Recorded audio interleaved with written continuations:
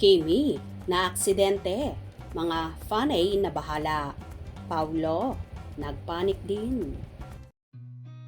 I've seen a lot of change, been through a lot of pain. Some things are not the same as they were a year ago, but all will be okay. I move on each and every day. The past. Grabe talaga ang multimedia idol na si Kim Chiu. Walang kapaguran. Biruin mo naman. Meron siyang afternoon show na It's Showtime from Monday to Saturday. Asap natin to every Sunday. Meron pa siyang Pinoy Big Brother at ngayon nga ay nagtitaping pa siya para sa first movie nila ni Paolo Avellino, ang My Love Will Make You Disappear.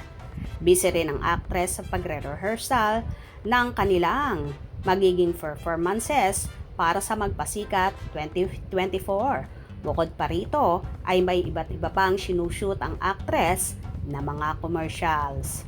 Ngayong darating na October 22, Tuesday nga ang appearance at schedule nila sa nasabing events na taon-taong isineselebrate ng It's Showtime.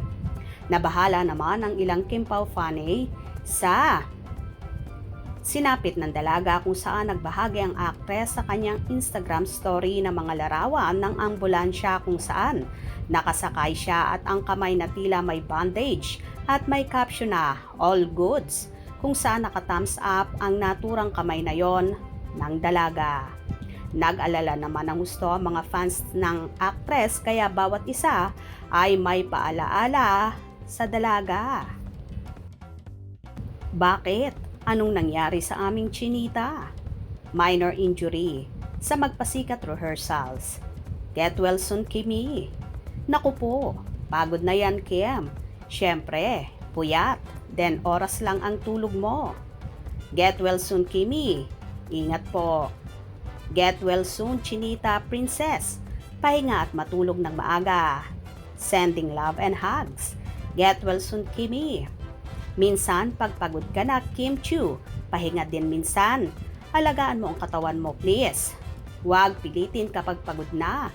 Proud na proud kami sa lahat ng ginagawa mo. Get well soon, our Chinita Princess.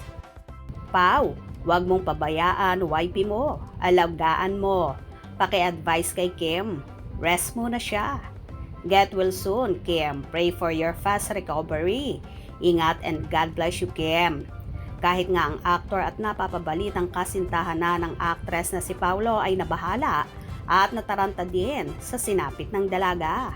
Pero huwag mag-alala ang lahat dahil minor injury lang naman yon at ngayon nga ay nagpapagaling na si Kim. Hope you enjoyed. Please subscribe for more info.